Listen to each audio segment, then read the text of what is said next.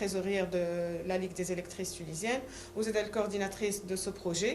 الكونفرنس هذه تجي في إطار projet مع Gwenfo projet de 9 mois اسمه Let's be candidates or soyons candidates. On a deux présentations على le volet économique et politique pour les femmes leaders. وعندنا بريزونطاسيون من عند مدام هدى زاده كيما تراوها في البروغرام على لا فام دون لي بارتي بوليتيك. عندنا ترين وعندنا مايا كل وحده باش تقدم بريزونطاسيون مع لي زيليكسيون عندهم غاديكا لي بون براتيك لي ديفي اوسي.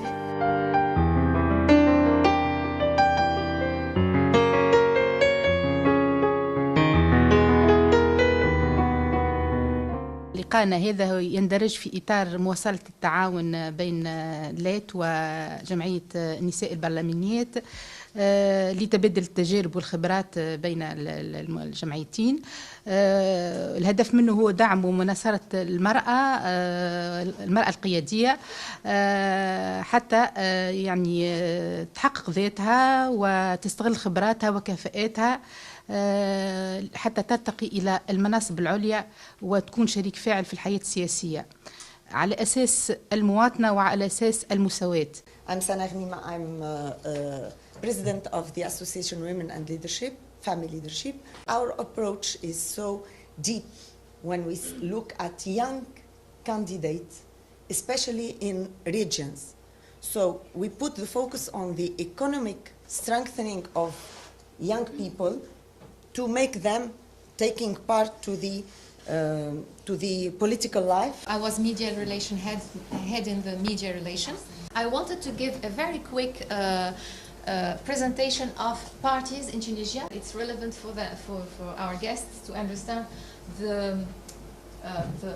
history and the chronological development of political parties in our country.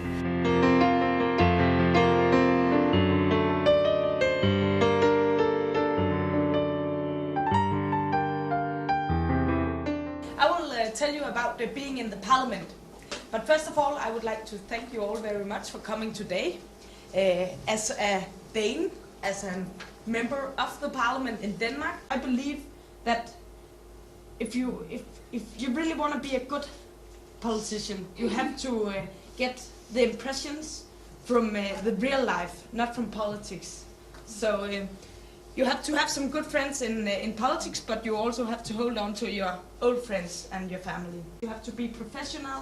You have to use the network as it was, and your contacts. You have to use them in the work life. My name is Maya, and I'm from the Women's Council in Denmark. And I'm here to get you an example of how we work. We try to mobilize women in the 98 municipalities and the 5 regions. They were actually very creative. They did all sorts of things to get attention with the message, vote for a woman and together we can achieve more. I'm a woman, I've got qualities and I would like to be elected. Then they got extensive media coverage.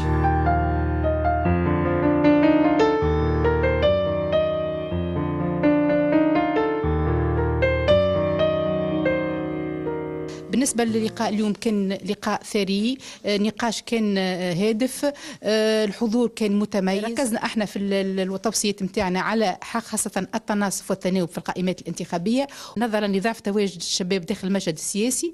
ركزنا على إقرار مبدأ الكوتا للشباب بنسبة 25% في القائمات الانتخابية، وذلك لمزيد تحفيز الشباب على المشاركة في الحياة السياسية.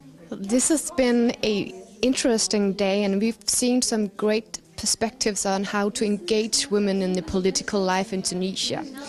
There's some great challenges ahead, but it's going in the right direction, so who knows what we might see in Tunisia in just a couple of years from now. كان لقاء هام يظهر لي وتبادل التجارب.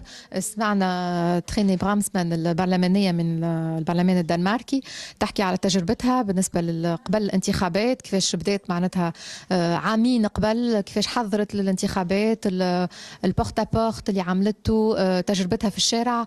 أعطتنا نصائح، أعطتنا أفكار كيفاش باش نخدموا على الكامباني معناتها الكامباني الكتورال. كانت فما زاد نصائح اللي من بعد اون فوا تنتخب وتكون في المجلس والا في البرلمان شنو اللي لازم تعمل. كذلك استمعنا الميا من الومنز كونسل من مجلس المرأة الدنماركي اللي كانت البريزنتاسيون نتاعها هامة جدا بالنسبة للدعم يعني المجلس هذايا للمرأة السياسية، الدعم يقوم به على النطاق اللوجستيكي، وهذا هذه حاجة ناقصة بالنسبة للمرأة التونسية. بالنسبة لي أنا يلزم المرأة تعطي دورها، تقوم بدورها، وأنا نؤمن بالمرأة التونسية أنها قوية. واليوم شفنا تجربة دنماركية كانت حاضرة معنا اليوم في النهار هذايا، كيفاش هي عضوة في البرلمان الدنماركي. المرأة التونسية peut être vraiment active ou elle peut être في البرلمان même qu'à présidente de la République tunisienne. Inch'Allah, on parviendra un jour.